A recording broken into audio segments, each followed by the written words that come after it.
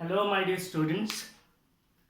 Myself Anwar Hussain Barbiya, and I welcome you to my channel AHB Physics.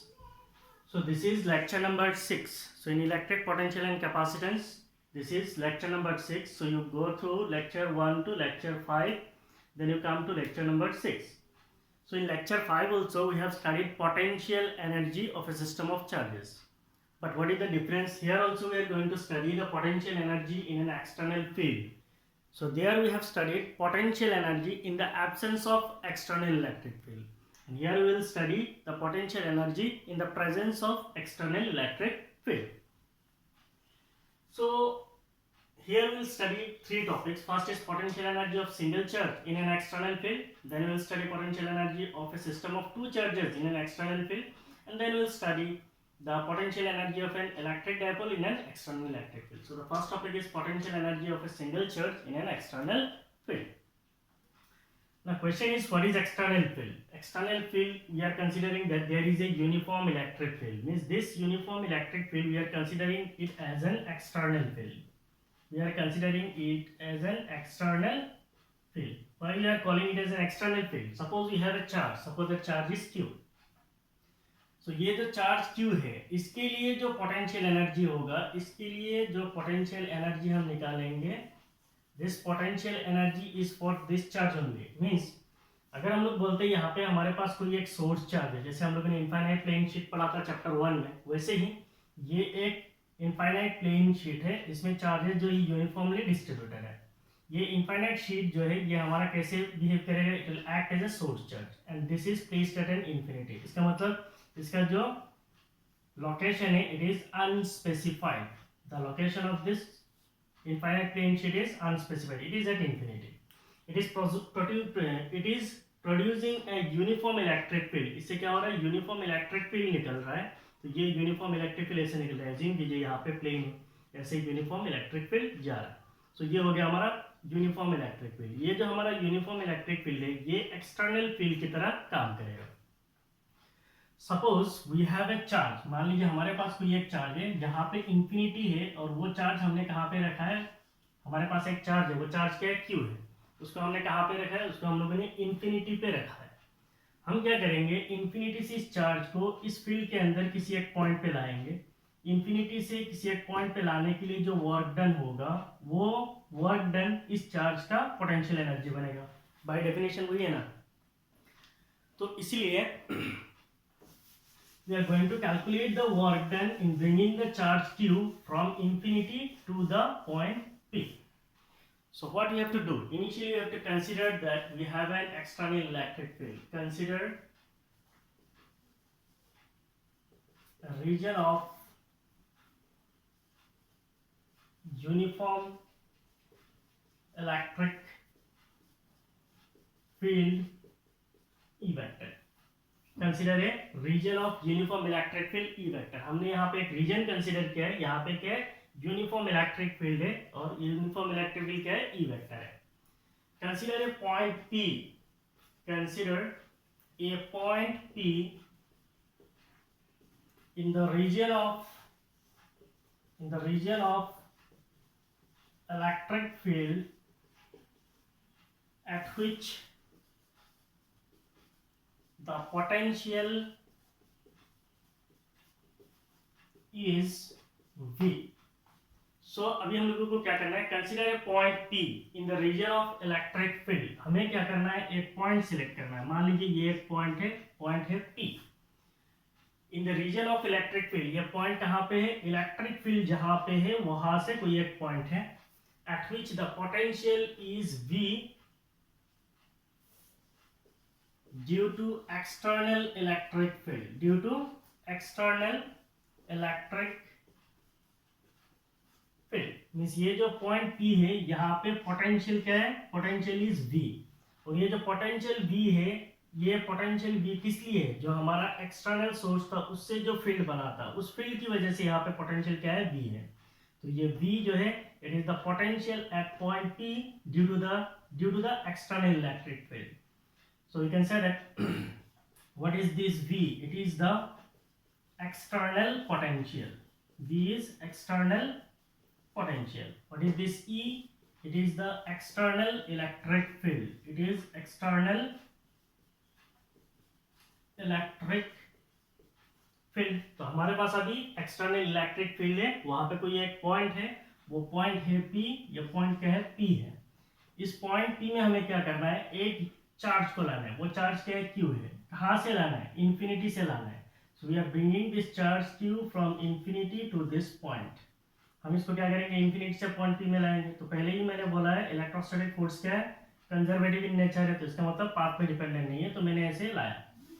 यहां से हम लोग क्या कर रहे हैं, चार्ज Q को ला रहे हैं। चार्ज Q को लाने के लिए क्या होगा, एक वर्क डन होगा, suppose that work done is W। तो चार्ज Q को इंफिनिटी से पॉइंट P में लाने के लिए जो वर्क डन होगा, that work done will be the potential energy of the charge Q। So what is the work done in bringing charge Q? Work done in bringing charge Q from infinity to point P is, so the work done in bringing charge Q from infinity to point P is, the work done is W। तो work done का formula हमें पता है। What is change in potential? Change in potential is work done per unit charge. What is this work done? Work is done in moving the charge Q from infinity to point P। हम लोग क्या कर रहे हैं, charge Q को ला रहे हैं, कहाँ से, इंफिनिटी से पॉइंट P में ला रहे हैं। So what is the change in potential? It is final potential minus initial potential। Initially हमारा चार्ज कहाँ पे था, इंफिनिटी पे, फाइनल कहाँ पे है, पॉइंट P में आया। तो final potential minus initial potential, it is equal to work done in bringing the charge from infinity to point P per unit charge, that is Q। What is potential at infinity? Potential at infinity is 0. That means potential at point P is work done in bringing the charge from infinity to point P per unit charge, that is Q। So what is the work done? The work done in bringing the charge from infinity to point P is potential at point P into the charge, that is Q। So what is the work done? The work done is potential at point P into charge. Potential at point P is V into the charge, that is Q। So this is the work done। Now we know that by definition, the work done in bringing the charge from infinity to any point in the electric field is the potential energy। So we can say that this work done is the potential energy। this work done is stored, बोलने से भी अच्छा होगा। this work done is stored as potential energy of the charge Q। this work done is stored as potential energy of the charge Q at point P। So what is the symbol for potential energy? The symbol for potential energy is U। So U will be equal to Q into V। So this is the expression for potential energy of a charge Q in the external electric field।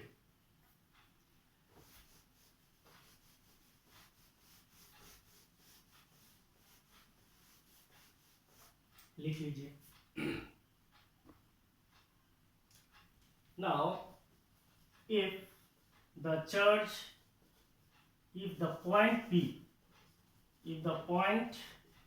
P is at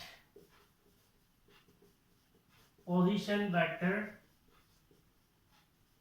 r vector, हमारा जो point P है ये r vector position पे, means ऐसे मान लीजिए origin है और यहाँ से पॉइंट, ओरिजिन से आपका पॉइंट P का पोजीशन क्या है, पॉइंट P का पोजीशन है r vector. So if the point P is at position vector, that is r vector, so then we can write the expression for potential energy as U will be equal to Q into potential at r vector। तो आपको यहाँ पे ये r vector देख के confuse नहीं होना कि लेफ्ट साइड में पोटेंशियल एनर्जी है, स्केलर है, ये वेक्टर है, बिल्कुल नहीं। r vector means potential at position r1, r vector means r vector जो पोजीशन होगा वहां पे पोटेंशियल कितना है, बस उतना ही बता रहा है।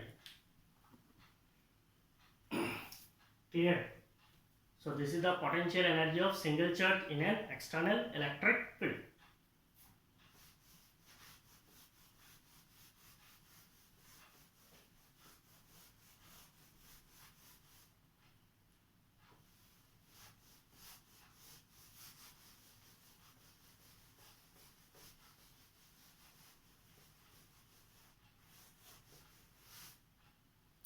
Next, potential energy of single charge नहीं है, potential energy of a system, potential energy of a system of two charges in an external field. Potential energy of a system of two charges in an external field. तो पहले के जैसे यहाँ पे कोई एक रीजन है और यहाँ पे क्या यूनिफॉर्म इलेक्ट्रिक फील्ड है, उसको हम लोग ड्रॉ नहीं कर रहे हैं, थोड़ा ज़्यादा ही हो जाएगा, ड्रॉ भी कर सकते हो, कोई प्रॉब्लम नहीं है. So we are considering that we have 2 points. मान लीजिए हमारे पास 2 पॉइंट है, ये एक पॉइंट है, ये एक पॉइंट है, और ये जो दोनों पॉइंट है अगर हम लोग एज्यूम कर लेते हैं यहाँ पे कोई आर्बिट्ररी, ये हमारा एक्स एक्सिस है, ये वाई एक्सिस है, और ये आपका जेड एक्सिस है, तो ये आपका क्या बन जाएगा, ओरिजिन. और ये जो मेरा पॉइंट है इसका जो पोजीशन वेक्टर है, इसका पोजीशन वेक्टर है मेरा r1 वेक्टर. सो इस पॉइंट का मैं कुछ नाम दे देता हूँ. Suppose that point is A. यहाँ पे कोई दूसरा पॉइंट है, suppose that point is B. तो ओरिजिन से पॉइंट बी का जो पोजीशन वेक्टर है वो है r2 vector. So point A का जो पोजीशन वेक्टर है वो r1 वेक्टर है, और पॉइंट बी का जो पोजीशन वेक्टर है वो क्या है, r2 वेक्टर है. और पॉइंट ए और बी के बीच में जो पोजीशन वेक्टर है वो है r12 वेक्टर. इनके बीच में पोजीशन वेक्टर क्या है, r12 वेक्टर है. हमें करना क्या है, पोटेंशियल एनर्जी निकालना है. We are going to find out the potential energy. So this is the second topic, potential energy of a system of two charges. हम दो चार्जेस का एक सिस्टम के लिए क्या करेंगे, पोटेंशियल एनर्जी निकालेंगे. इन एन एक्सटर्नल फील्ड, वहां पे क्या है, एक्सटर्नल इलेक्ट्रिक फील्ड है, तो इसका मतलब यहाँ पे एक्सटर्नल इलेक्ट्रिक फील्ड है, यहाँ पे एक्सटर्नल इलेक्ट्रिक फील्ड है. तो हम जानते हैं अगर हमारे पास मान लीजिए ये पॉइंट है, ये इंफिनिटी पे है, और इंफिनिटी पे हमारे पास दो चार्ज है, एक है Q1 और दूसरा है Q2.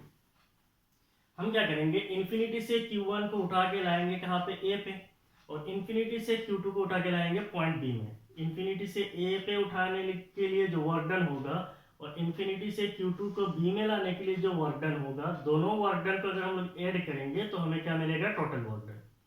Now total work done in assembling the configuration is the potential energy. Means इस सिस्टम को बनाना है, मींस A और B में कोई भी अभी चार्ज नहीं है, जस्ट ये लोकेशन से. हमारा चार्ज कहाँ पे, इंफिनिटी पे है. इंफिनिटी से दोनों चार्ज को उठा के लाना है, Q1 को उठा के लाना है A पे और Q2 को उठा के लाना है B पे. तो दोनों को उठा के इनके पोजीशंस पे लाने के लिए जो वर्क डन होगा वो वर्क डन क्या है, पोटेंशियल एनर्जी है. Clear? So first will consider that, consider 2 point charges, consider 2 point charges Q1 and Q2 at position vector, या फिर at positions भी बोल सकते हैं, at positions r1 vector and r2 vector relative to some origin, relative to some origin. सो हम लोग अभी पकड़ ले रहे कि अल्टीमेटली हम लोग Q1 तो A में ही लाएंगे, उसका पोजीशन r1 वेक्टर होगा, और Q2 को लाएंगे B में, उसका पोजीशन वेक्टर r2 वेक्टर होगा.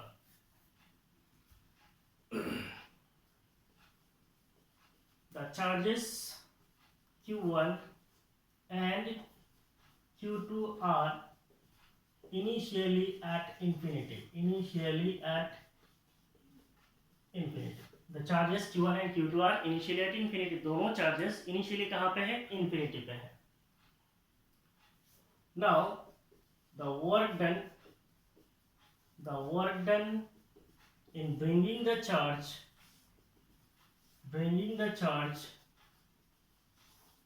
Q1 from infinity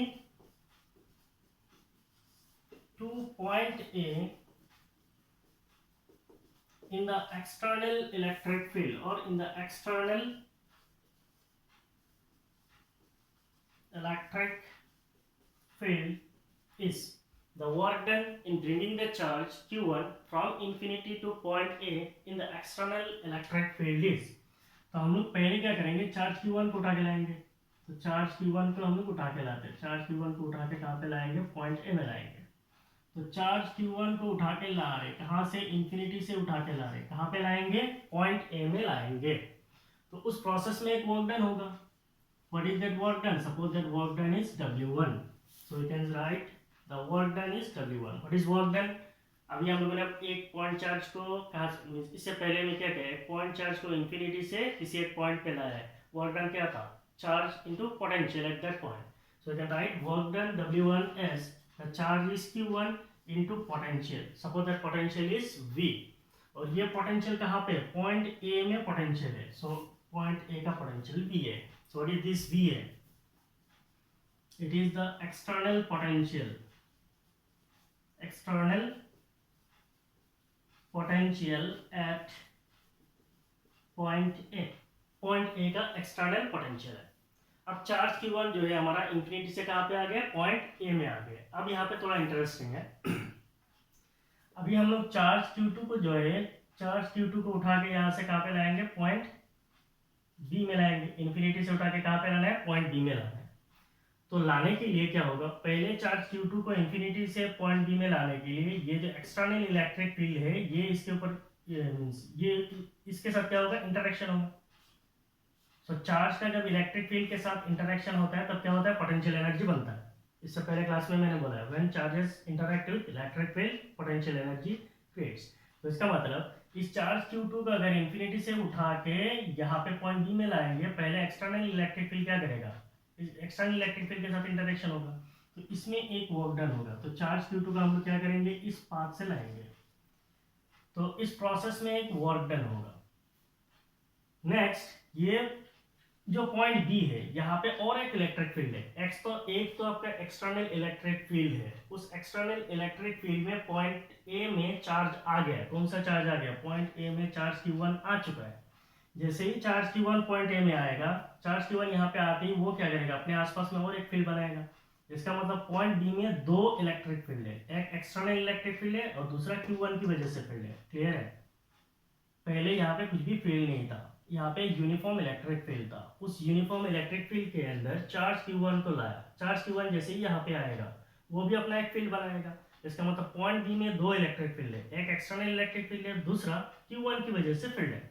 इसका मतलब q2 को लाने के लिए दो काम करना पड़ेगा। पहला काम क्या है, work done against the external electric field, and the second one is work done against the field due to q1। So what is the work done in bringing charge, work done in bringing the charge q2 from infinity to point B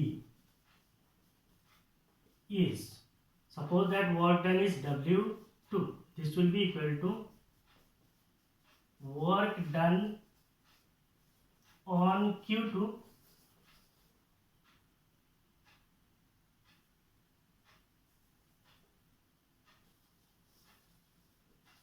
against external field, external field means external electric field, plus work done on q2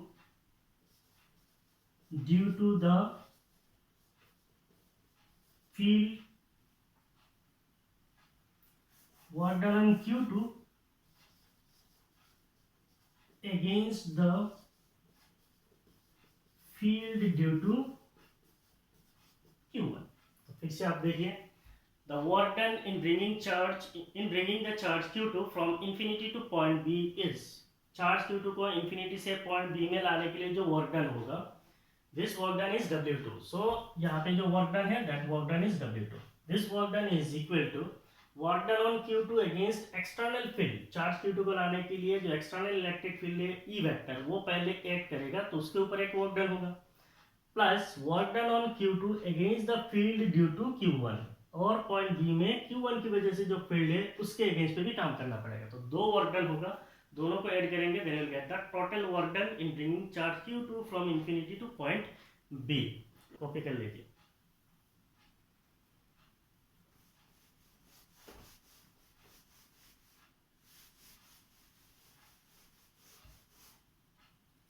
So the next thing is what will be the work done W2? Work done is, एक तो हो गया आपका work done on Q2 against the external field. Work done on Q2 against the external field is charge, that is Q2 into potential at point B. So potential at point B is say VB. So what is this VB? VB is the external potential at point B. External potential at point B. तो VA is the external potential at point A, इसका मतलब external electric field की वजह से point A में potential, और VB का मतलब है external potential at point B, इसका मतलब एक्सटर्नल इलेक्ट्रिक फील्ड की वजह से पॉइंट B का पोटेंशियल जो है वो है VB। So charge into potential at point B, plus point B में चार्ज Q1 की वजह से पोटेंशियल कितना होगा? पॉइंट B में चार्ज Q1 की वजह से पोटेंशियल होगा 1/4πε0। चार्ज कौन सा है? Q1 है। Q1 फील्ड बना रहा है, तो Q1 divided by the distance, उनके बीच में डिस्टेंस क्या है? R12 है। Now work done is, but we are finding the work done, so work done is potential into charge. तो ये हो गया पोटेंशियल, ये जो पोटेंशियल है ये Q किसके लिए? Due to Q1 into the charge होगा, तो इनटू द चार्ज क्या है? कौन सा है? Q2। So potential into charge will give us the work done.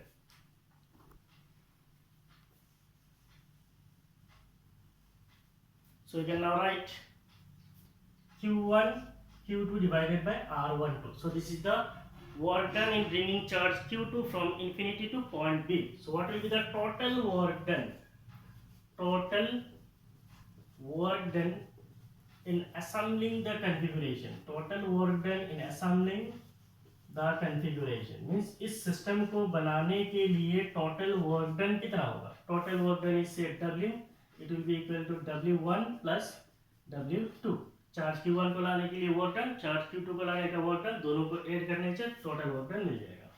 Total work done is W, it will be equals to W1, it is charge Q1 into potential at point A, plus W2, it is Q2 into the potential at point B, plus 1/4πε0, the product of charges Q1 Q2 divided by the distance R12। तो ये हो गया आपका total work done in assembling the configuration of charges।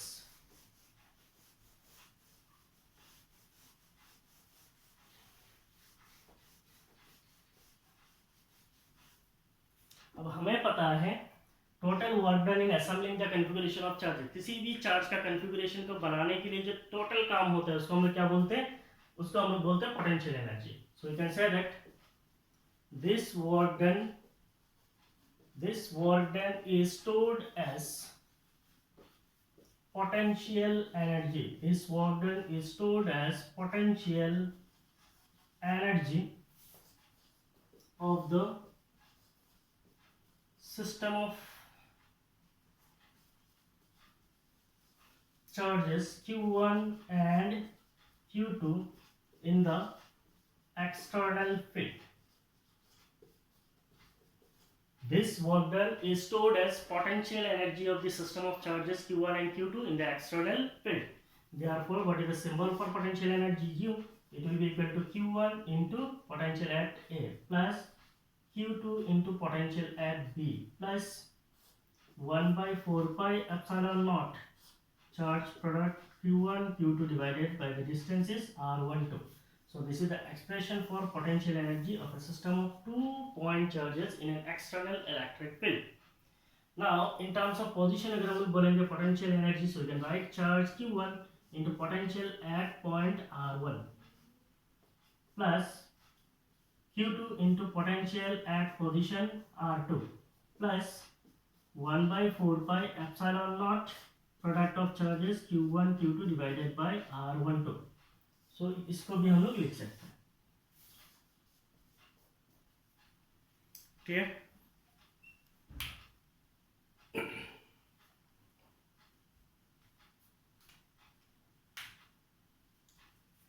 लिख लीजिए।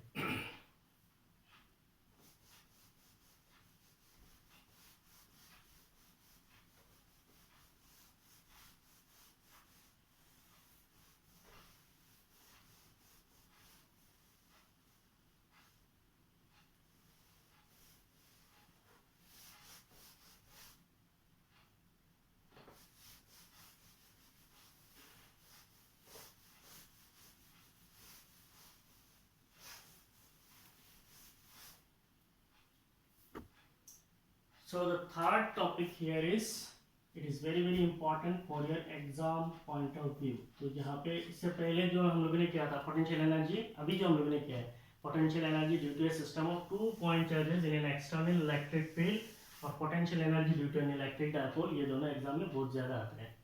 सो potential energy of an electric dipole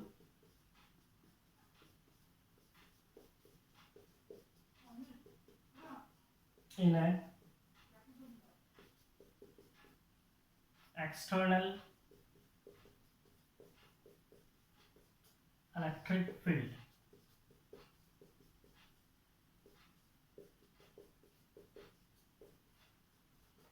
So the topic is potential energy of an electric dipole in an external electric field. Potential energy हमें बोलने की जरूरत नहीं, बहुत पढ़ ली है। Of an electric dipole, what is electric dipole? आप chapter 1 में भी पढ़े हो। Electric dipole is a configuration of 2 point charges equal in magnitude, opposite in polarity. मान लीजिए एक चार्ज प्लस q है, दूसरा चार्ज माइनस q है, separated by a small distance. It is an electric dipole.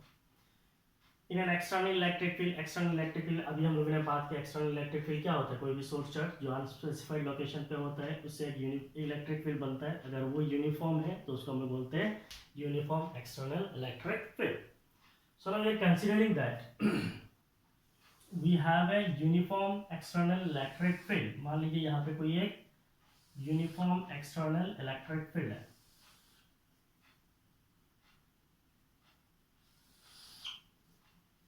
So this is a uniform external electric field. Now we have to consider an electric dipole. हमें consider करना है कि कोई एक electric dipole है।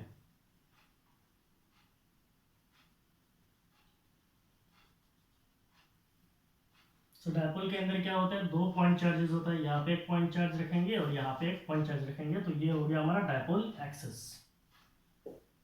अगर हम लोग एज्यूम करते हैं कि इलेक्ट्रिक फील्ड कैसे जा रहा है, ऐसे जा रहा है, इसका मतलब इलेक्ट्रिक फील्ड का डायरेक्शन कैसे, ऐसा है। हाइपोथेटिकली ये साइड में क्या है, पॉजिटिव है, वो साइड में क्या है, नेगेटिव है। ये साइड पॉजिटिव है, वो साइड नेगेटिव है। तो ये साइड पॉजिटिव है, इसका मतलब इसके साइड में हम लोग रखेंगे negative charge, that is minus Q. और वो साइड पॉजिटिव है तो इस साइड में हम, ये साइड नेगेटिव है तो हम लोग इस साइड में क्या रखेंगे, प्लस क्यू चार्ज को रखेंगे। तो इधर इस साइड में रखेंगे माइनस क्यू चार्ज को, उस साइड में रखेंगे प्लस क्यू चार्ज को। तो ये हो गया डायपोल का मिड पॉइंट। ये डायपोल है तो डायपोल का बीच का पॉइंट क्या है, ये है। कोई भी इलेक्ट्रिक डायपोल है, इलेक्ट्रिक डायपोल का एक वेक्टर क्वांटिटी उसके साथ एसोसिएट होता है, we call it as electric dipole moment. उसको हम लोग डिनोट करते हैं पी वेक्टर से। और इलेक्ट्रिक डायपोल मोमेंट का डायरेक्शन किधर होता है, नेगेटिव चार्ज से पॉजिटिव चार्ज की तरफ। Suppose this dipole moment, that is p vector, makes an angle theta with the uniform electric field vector. p vector, e vector, इनके बीच में एंगल क्या है, थीटा है। So theta is the angle between electric field vector and electric dipole moment vector. Dipole जो होता है, dipole का जो लेंथ होता है उसको हम कितना जानते हैं। डायपोल का लेंथ मान लीजिए 2a है, तो ये आधा लेंथ कितना होगा, यहाँ से लेके यहाँ तक कितना होगा, a होगा। ये हाफ हो जाएगा a, और इधर का जो आधा है वो आधा कितना हो जाएगा, a। इधर a इधर a, टोटल डायपोल का लेंथ क्या है, 2a है। नाउ ये थीटा है। सो यहाँ से अगर हम लोग कोई एक लाइन ऐसे खींचते हैं तो ये जो डिस्टेंस होगा ये क्या हो जाएगा, ये डिस्टेंस हो जाएगा a cos theta. cos theta is based by hypotenuse. और यहाँ से अगर हम लोग कोई परपेंडिकुलर ड्रॉ करेंगे तो हमें ये साइड में क्या मिल जाएगा, माइनस a cos थीटा। मान लीजिए आपका ओरिजिन है तो राइट साइड में a cos theta, left side में minus a cos theta.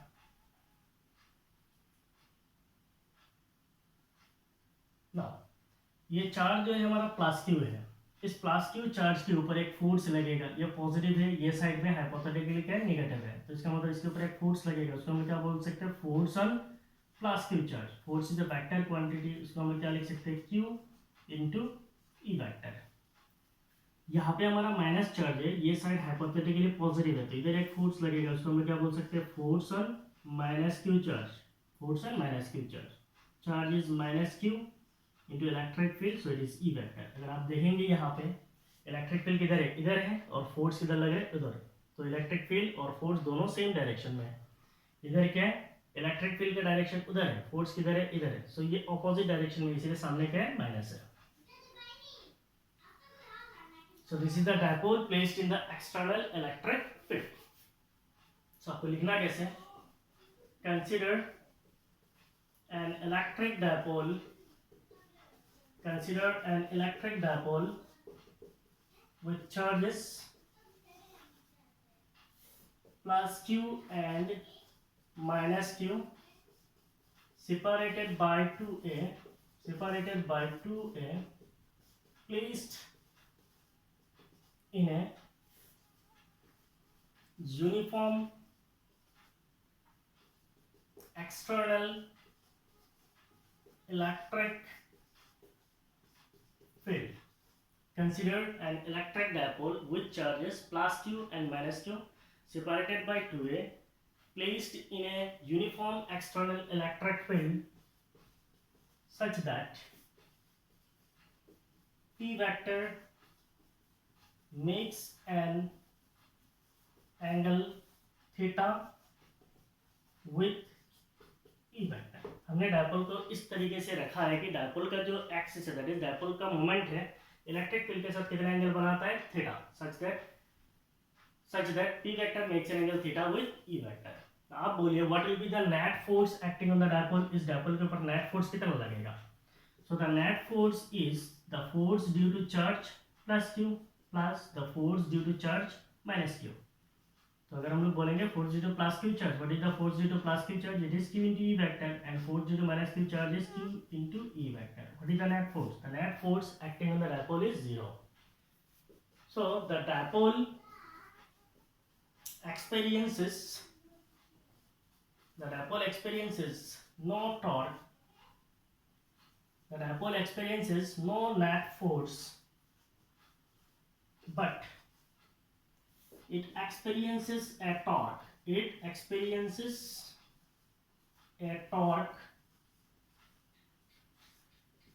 given by tau vector is equal to p cross e।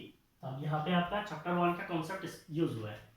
The dipole experiences no net force, means dipole के ऊपर जो नेट फोर्स लगेगा वो कितना होगा, 0 होगा। इसका मतलब there is no net force on the dipole, but it experiences a torque given by, so torque क्या होता है, it is the moment of force. So यहाँ पे दो फोर्सेज है, एक फोर्स है क्यू ई वेक्टर, दूसरा है माइनस क्यू ई वेक्टर। दोनों फोर्स का मैग्नीट्यूड इक्वल है या नहीं है। Force due to plus Q का मैग्नीट्यूड कितना है, force due to plus Q का मैग्नीट्यूड है Q E, and force due to minus Q का अगर हम लोग मैग्नीट्यूड ले लेंगे तो हमें मैग्नीट्यूड कितना मिलेगा, वो भी क्यू ई मिलेगा। तो दोनों फोर्सेस का मैग्नीट्यूड इक्वल है, डायरेक्शन ऑपोजिट है, they are separated by some distance, so they will constitute a couple। दोनों फोर्स से इक्वल मैग्नीट्यूड है, अपोजिट इन पोलैरिटी है, तो उनसे क्या होगा, एक कपल बनेगा। उस कपल के ऊपर क्या होगा, एक टॉर्क एक्ट करेगा। What is that torque, that torque is tau vector equal to p cross e। इसको हम लोगों ने चैप्टर 1 में डिराइव किया है। So what is the magnitude of torque, the magnitude of torque is given as pe sin theta। So this is the torque experienced by the dipole in the external electric field। So dipole के ऊपर कोई net force नहीं लगेगा, लेकिन torque लगेगा। Torque का magnitude कितना है, pe sin theta है। This torque tries to rotate the dipole on the plane of tapered। Basically आप पेपर में लिखेंगे तो डायपोल को किधर रोटेट करेगा, पेपर आपको ऐसा लगेगा कि पेपर में रोटेट कर रहा है। अगर मैं बोर्ड में बोलूंगा तो इधर कैसे होगा, ऐसे होगा। There will be rotation of dipole on the plane of board. So this torque tries to rotate the dipole on the plane of paper. लिख लीजिए।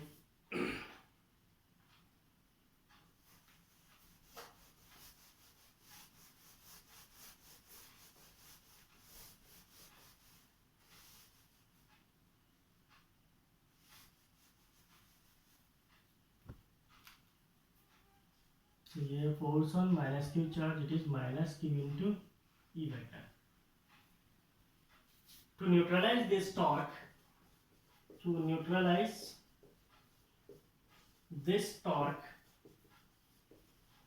a counter torque, or you can say an external torque. To neutralize this torque, an external torque, tau external, is applied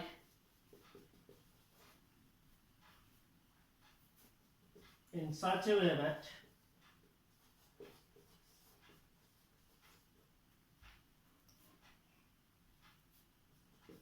it rotates the dipole from angle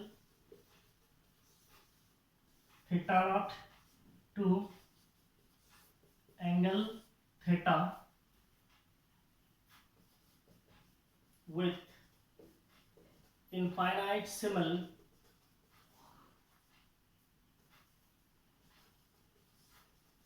angular velocity and without angular acceleration. इसका मतलब क्या है? अब हमारा dipole कैसा है? ऐसा है, एक फोर्स इधर लग रहा है, दूसरा फोर्स इधर लग रहा है, तो आपका डायपोल क्या करेगा? इसके ऊपर एक टॉर्क लगेगा. कौन सा टॉर्क है? इलेक्ट्रिक टॉर्क है. मींस इलेक्ट्रिक फील्ड में रखा हुआ तो इलेक्ट्रिक टॉर्क है. इसकी वजह से डायपोल क्या करेगा? ऐसा ऐसा घूमने लगेगा. सो डायपोल ऐसे घूम रहा है.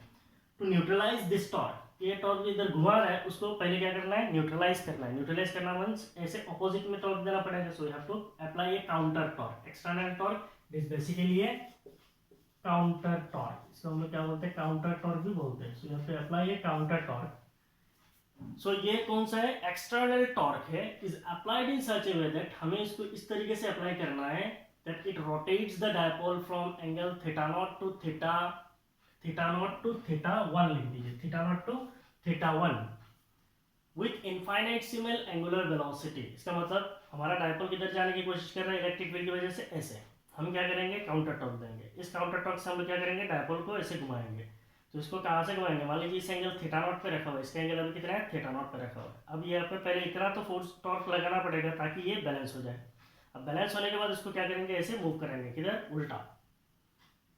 With infinitesimal angular velocity. Infinitesimal का मतलब क्या है? Infinitely small angular velocity. Means इसको ऐसे नहीं लाना है. इसको क्या करना है? इनफाइनाइटेसिमल का मतलब है मींस इनफाइनाइटली स्मॉल, मींस बहुत छोटा एंगुलर वेलोसिटी से लाना है. ऐसे ये लाना है. And without angular acceleration. तो इतना स्लो लाएंगे तो कांस्टेंट वेलोसिटी होगा, तो एंगुलर एक्सेलरेशन क्या होगा? Angular acceleration will not be there. So ये है आपका to neutralise this torque. Electric torque को न्यूट्रलाइज करने के लिए काउंटर टॉर्क देना है. वो काउंटर टॉर्क हमें इस तरीके से देना है कि ताकि वहां पे कोई एंगुलर वेलोसिटी ना आए. एंगुलर वेलोसिटी नहीं होगा तो एंगुलर एक्सेलरेशन भी नहीं होगा. और हम लोग डायपोल को रोटेट करेंगे कहाँ से? थीटा नॉट से कहाँ तक? थीटा 1 तक.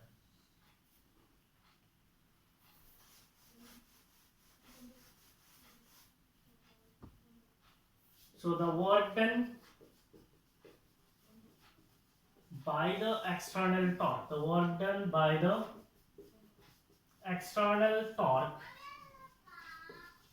in rotating the dipole,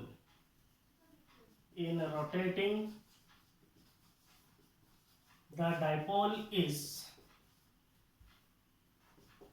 the work done by the external torque in rotating the dipole is. So what will be the work done? Work done by the torque. आपको मैंने class 11 में पढ़ा था. So that work done is say W. This work done will be equal to integration of tau into d theta. So work done is tau into d theta. So हम लोग यहाँ पे जो angular displacement होगा वो कहाँ से? Theta naught से कहाँ तक? थीटा 1 तक.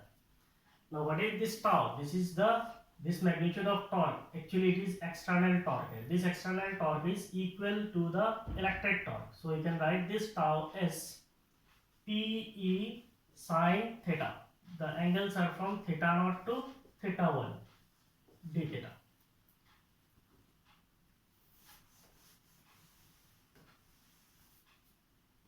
So what will be the work done? This work done is W. It will be equal to PE, आपका कांस्टेंट है, बाहर आ जाएगा PE. Integration of theta not to theta 1. यहाँ पे क्या है, sine theta D theta. Integration of sine theta क्या होता है? Integration of sine theta is minus cos theta. So PE minus cos theta. The limit is from theta naught to theta 1. So you can write the work done W as PE minus of cos theta के जगह पे upper limit theta 1 minus and minus it will become plus cos lower limit theta के जगह पे क्या हो जाएगा, theta not. So we can write the work done W as PE cos theta not minus cos theta 1. So हमारा theta not क्या है? It is the initial angle. और थीटा 1 क्या है? ये फाइनल एंगल है. कॉपी कर लीजिए.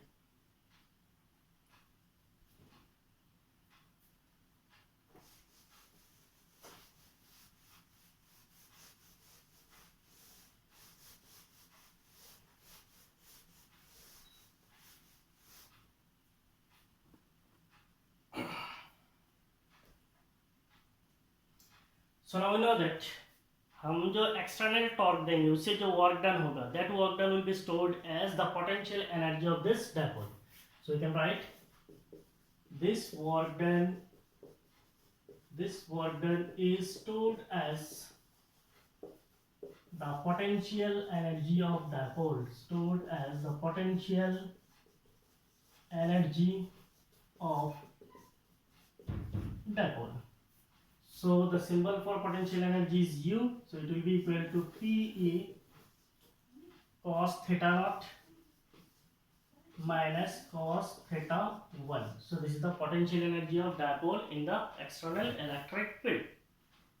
Now यहाँ पे हम लोग एक जनरलाइज्ड एक्सप्रेशन को निकालेंगे. उस जनरलाइज्ड एक्सप्रेशन को निकालने के लिए हम कुछ कंसीडर करेंगे. Suppose the dipole is initially aligned, aligned. Suppose the dipole is initially aligned at an angle theta naught is equal to pi by 2. Suppose the dipole is initially aligned at an angle of theta naught equal to pi by 2 and is rotated by, तो कितना rotate करेंगे? So it is theta 1 equal to theta. अब आपका मन में एक question आ रहा होगा, ये जो थीटा नॉट है ये पाई बाई 2 क्यों है? मींस हम लोग डायपोल को इनिशियली पाई बाई 2 एंगल पे क्यों रखेंगे? तो पहले हमारा डायपोल कुछ इस तरह था. Now we are assuming that the dipole is initially at right angle, that is it is initially perpendicular to the external electric field and it is rotated by an angle theta. मान लीजिए उसके बाद उसको rotate किया, तो पहले perpendicular था, अभी क्या करेंगे? उसको रोटेट करेंगे. So therefore, what will be the expression for potential energy? Expression for potential energy will be P cos theta naught के जगह पे हम लोग क्या लिख सकते हैं? cos pi by 2 minus cos theta 1 के जगह पे क्या लिख सकते हैं? theta. So this potential energy U will be equal to PE cos pi by 2 कितना है? 0 है, तो माइनस है, तो यहाँ पे ये माइनस आएगा cos theta. So it is minus PE cos theta. So this is the general expression for potential energy. Now इस चीज को अगर हम लोग वेक्टोरिकली लिखेंगे, लिख सकते हैं. We can write it vectorically. How to write it vectorically? U vector is equal to minus P vector dot E vector. Correct है? बिल्कुल नहीं है. क्यों नहीं है? क्योंकि यहाँ पे डॉट प्रोडक्ट है, तो इसका मतलब ये स्केलर होगा. तो पोटेंशियल एनर्जी ये एनर्जी है, इसका मतलब ये स्केलर ही है. सो डॉट प्रोडक्ट है P vector dot E vector, इसको तोड़िए आपको क्या मिलेगा? P cos theta. So vectorically हम लोग पोटेंशियल एनर्जी को इस तरीके से लिख सकते हैं. आप यहाँ पे एक नोट लिख लीजिए. मैंने आपको बोला था why the dipole is initially perpendicular. क्यों परपेंडिकुलर है? मान लीजिए हमारा अभी डायपोल कैसा है? ऐसा टेढ़ा है. अगर हम लोग डायपोल को कुछ इस तरह रखते हैं, ये हमारा यूनिफॉर्म इलेक्ट्रिक फील्ड है. इस यूनिफॉर्म इलेक्ट्रिक फील्ड में डायपोल को ऐसे रखेंगे. यहाँ पे हमारा प्लस क्यू चार्ज है और यहाँ पे हमारा माइनस क्यू चार्ज है. इलेक्ट्रिक फील्ड ऐसे यूनिफॉर्म है, इसका मतलब कहीं पे भी हो, कहीं पे तो सोर्स होगा. ये आपका सोर्स है. अब ये सोर्स से ये जो पॉइंट है, इस पॉइंट पे जो डिस्टेंस होगा, डिस्टेंस क्या होगा? कुछ यहाँ से लेके यहाँ तक डिस्टेंस कुछ आर होगा. और ये सोर्स से यहाँ पे जो डिस्टेंस होगा वो भी डिस्टेंस क्या होगा? आर होगा या अलग होगा? सेम होगा. इसका मतलब इस पॉइंट पे मान लीजिए पॉइंट ए है और ये पॉइंट बी है, तो potential at point A must be equal to potential at point B. Point A और बी का पोटेंशियल क्या होगा, सेम होगा। तो पोटेंशियल अगर सेम होगा तो वर्क डन चार्ज Q1 के ऊपर जो वर्क डन होगा, इलेक्ट्रिक फील्ड का डायरेक्शन कैसा है, ऐसा है, ये हो गया आपका इलेक्ट्रिक फील्ड का डायरेक्शन। तो चार्ज Q1 के ऊपर जो वर्क डन होगा, what is the work done on charge Q1, work done on charge Q1 is potential at this point, potential at this point is potential at A into the charge Q1। तो charge हमारा कौन सा है, plus Q है। और अगर हम लोग बोलेंगे work done on charge Q2, तो ये क्या होगा, potential at point B into the charge Q2। सो कौन सा चार्ज है, दैट इज माइनस Q है। पॉइंट A और B का पोटेंशियल क्या है, सेम है। इसका मतलब what is the net work done, net work done is इस चार्ज Q को इंफिनिटी से यहाँ पे बिठाना है और चार्ज माइनस Q को इंफिनिटी से यहाँ पे बिठाना है। दोनों का वर्क डन को ऐड करेंगे, दोनों का वर्क डन को ऐड करेंगे तो हमें क्या मिलेगा, पॉइंट ए का पोटेंशियल पॉइंट बी का पोटेंशियल सेम है, एक प्लस है दूसरा माइनस है, सो the net work done is 0। तो इसीलिए डायपोल को इनिशियली कंसीडर किया जाता है कि डायपोल जो है अलाइंड है perpendicular to the uniform electric field. ठीक है, तो इस चीज को हम लोग लिख सकते हैं, इसे आपको एग्जाम में नहीं पूछता है तो नोट बोल के लिख लीजिए, आपका डेरिवेशन तो हो गया।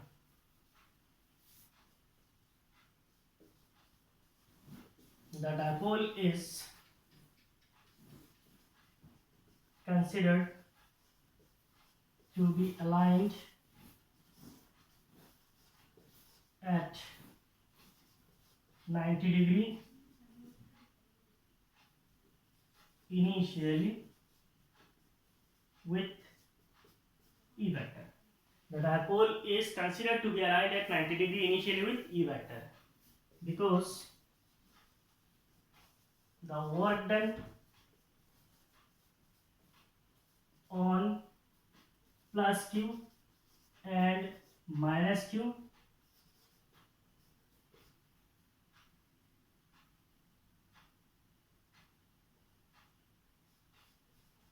at this positions are